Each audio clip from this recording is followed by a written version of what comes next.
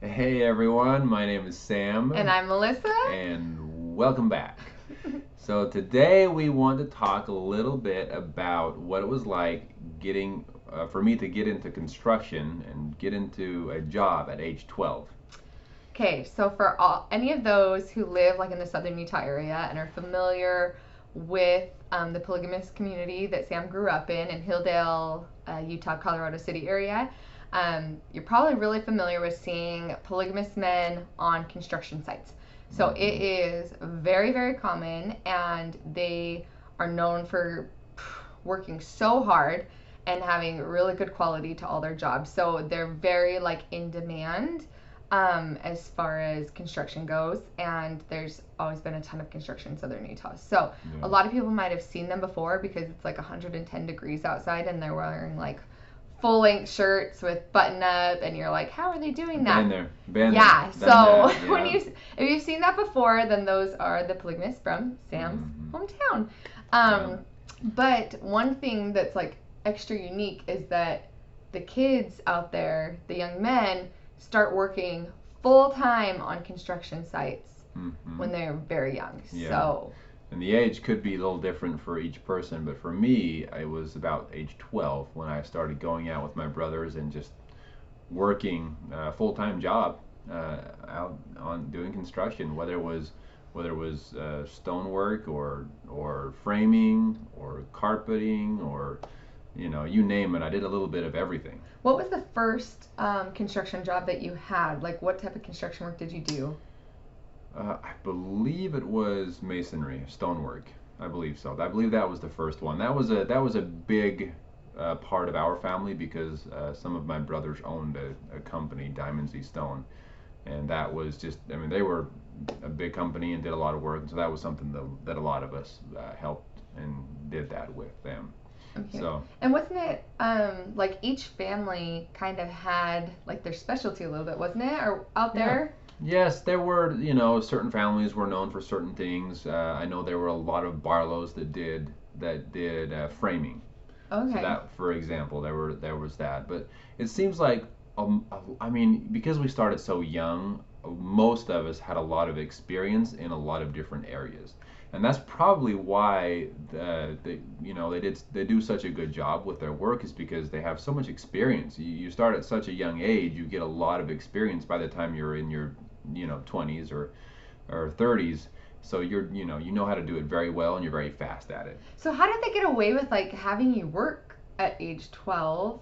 Like in your case, I know you were I very look I tall. look like I was 18. Yeah, so So, I mean, for those of you who know Sam, so Sam's 6'4". hmm So and I he's was 6'4" when I was about 16 too. So I, yeah, I, I grew so fast. yeah, so you were over 6 foot when you were about 6 foot when you were 12, right? Yes, Pretty yes, close to that. So obviously for you, you were like that. Did they yes. just pick the people who were like could pass off being older, or what did they tell you? What did they tell you to Maybe. do if someone asked? Like, did people ever ask you how old you were?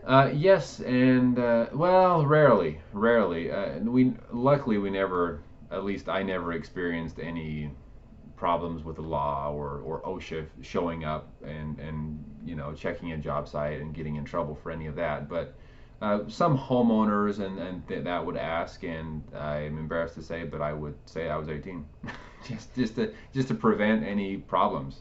Yeah. Yeah, Well, you can't be yeah, blamed for what you were told to say when you were 12 years old. So not really quite your fault. yeah. Well, But but yeah, it was. I don't know. I don't know how. I believe they picked. Well, in my case, I wanted to get out and do what my brothers were doing.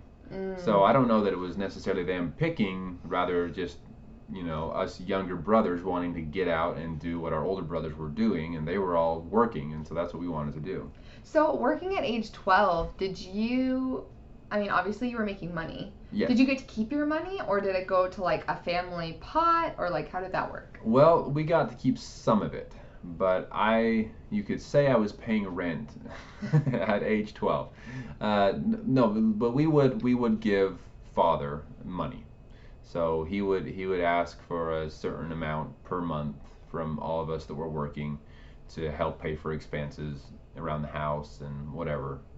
And that kind of makes sense because like I Hmm. remember before meeting Sam, like always kind of wondering like how do you provide for that many children? Like, how do you even financially, how does it even make sense? How is that even a possibility? So Yeah. it kind of makes a lot more sense if kids are starting to like work and pay rent Right. from such a young age and they're able to contribute to the household. There were a lot of us, so you take several, a few $100s from each son out working and put it in the pot. It adds up quickly. So that was one of the ways I'm sure that he was able to pay for everything. He was the mayor out there, and so he made okay, but he didn't make a ton of money. He wasn't rich by any means. Gotcha. And then what did you guys do with like your other money?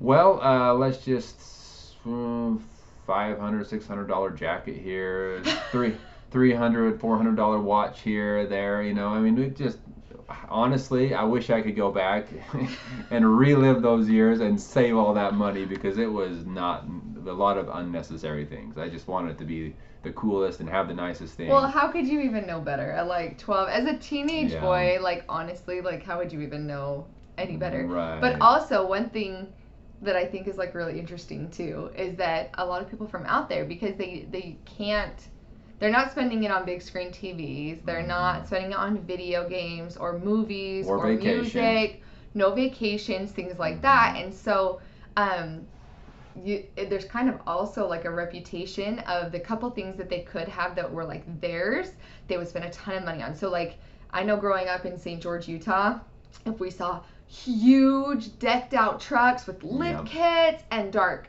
tint and like just like thousands of dollars poured into a truck, we knew that they were from Hilldale or Colorado City. Like Most we knew of that them. it had to be somebody who's polygamous because And they all had a good excuse to get a truck because they all worked in construction.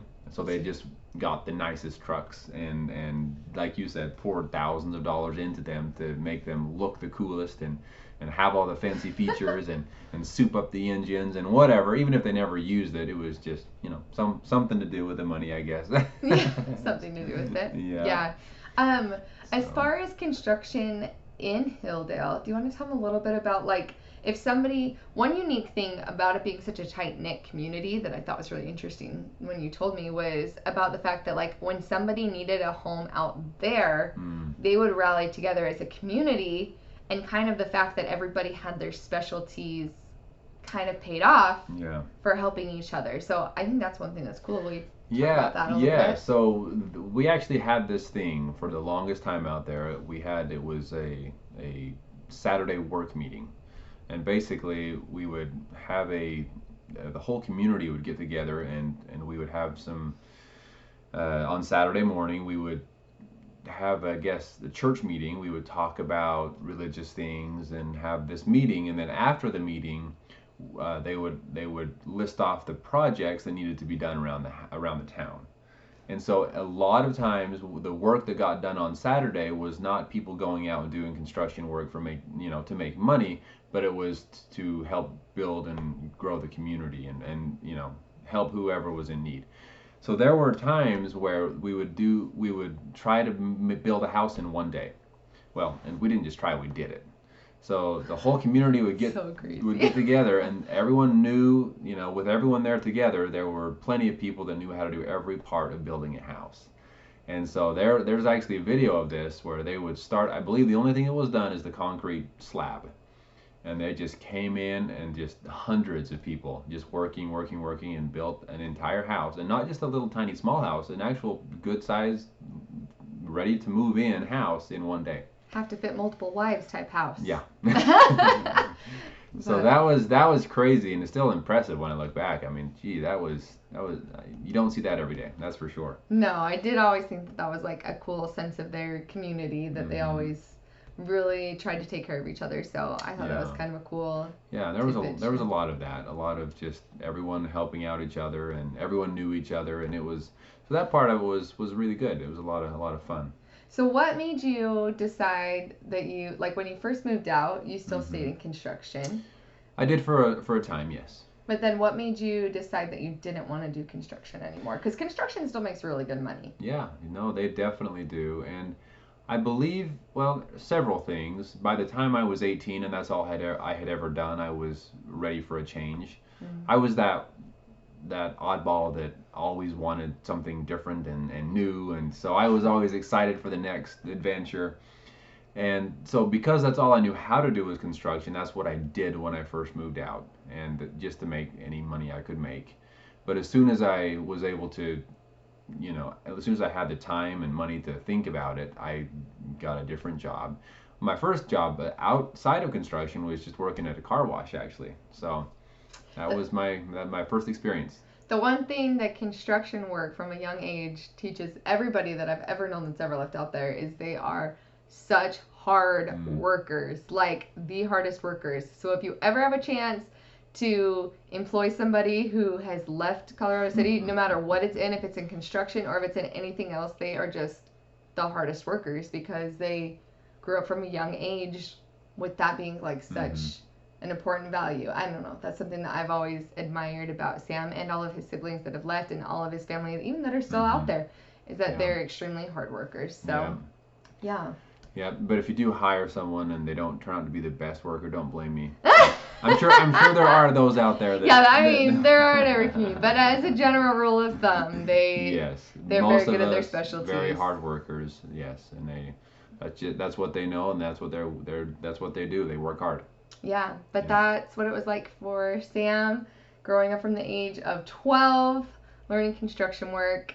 And if you want to hear more stories about Sam being raised and growing up in polygamy, or about him choosing to leave and why he did, then please like and subscribe to these videos. And ask any question in the comments. Yes, leave questions that you have, whether it's construction related or anything else of any other videos that you want to hear from us. And we love to make videos based on requests. Yep. So we'll talk to y'all soon. We'll talk to you soon.